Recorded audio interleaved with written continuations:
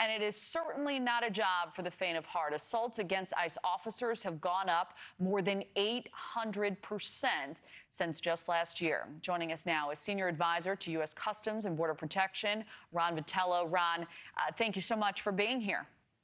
Thanks for inviting me. So off the top, what are your thoughts on Allie's report and Tom Homan's claims that under the president's leadership, the cartels are essentially going bankrupt? That really stood out to me. Assuming that assessment is true, what implications does that carry for really every American? Well, it remains to be seen. They are definitely out of the business of crossing the U.S.-Mexico border at will. They do not control the territory anymore because you have about 100% increase in the boots on the ground at the immediate border. So all the tech, all the sensors, plus 10,000 or more DOD, the workforce, our soldiers, our brave men and women in the military helping the Border Patrol side by side secure that border. They've designated military areas in New Mexico, Texas, and in Arizona. So if you cross the border in that location, not only will you be charged with entering the country illegally, but you're also entering a military area without permission of the commander. That's a felony. And so you cross the border twice, it's a felony. So those people are being caught in large numbers. It's very hard to cross the border right now. Many of them are being prosecuted for one thing or another, and they're being removed quickly. So the incentives of a chaotic border and being released into the United States ended on day one in the Trump administration. And the numbers speak for themselves. We've never seen traffic this low ever across the southwest border. So these cartels we've definitely put a hurt on them. There's a lot more to do, but it's definitely going in the right direction for U.S. authorities, a safe border, and a safer America. Well, it's good to hear from you.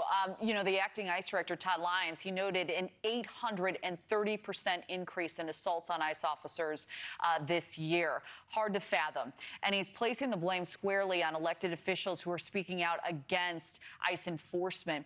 At the same time, you have this now $50,000 signing bonus for new recruits.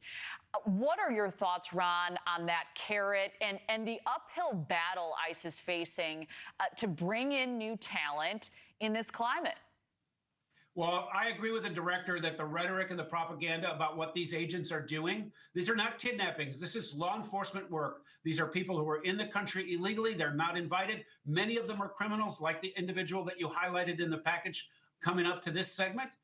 So, yeah, we need more boots on the ground, both at the border. CBP is going to hire 8,000 frontline. ICE is going to hire 10,000. So these incentives are important, but the propaganda and the rhetoric, especially by officials who know better, needs to come down because these agents are serving the country, doing a job that we asked them to do, that they took an oath to do, and they and their families don't deserve the stress of politicians calling them kidnappers. Yeah. ICE is hoping that this $50,000 incentive helps their hiring blitz, of course. At the same time, you have some local officers raising concerns that it may poach qualified law enforcement officers from sheriffs and police departments who are already facing these staffing shortages. What are your thoughts on those concerns and potentially a solution that may work for all sides here? Well, they definitely need more boots on the ground in both at the border and in the interior of the United States. I understand the staffing shortages all over the United States. So there'll be a healthy market for competition for those people who want to take an oath and serve the country. And so ICE is going to incentivize recruits. We're going to do the same. We're going to hire back some of our retired folks so that we can get more boots on the ground, more hands and feet in the fight to protect the borders and make America safe. We highlighted that story off the top in Denver, where ICE is now asking for the public's help to track down illegal migrant Jose Mendez Chavez, who allegedly rammed his car into ICE agents.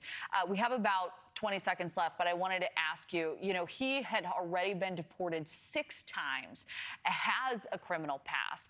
The administration says they're focusing on getting the most violent criminals out of the country first. How does this case show the major challenges to that mission?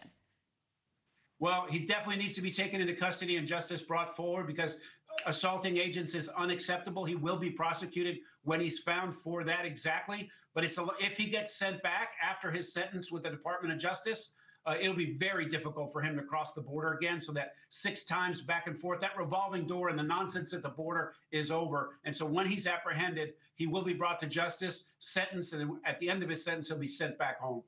All right, Ron Vitiello, it is great to see you. Thank you for all the hard work you continue to do. Thank you. Thank you for watching. Subscribe below and download our NewsNation app right now on your phone, and you will get fact-based, unbiased news for all Americans.